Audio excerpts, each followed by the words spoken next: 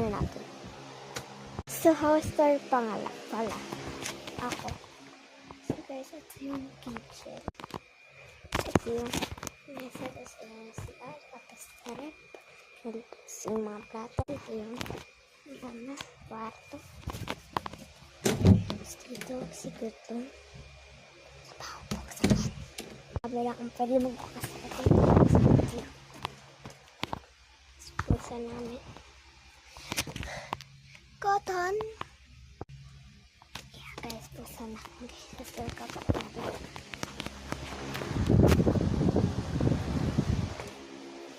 Bablin tayo.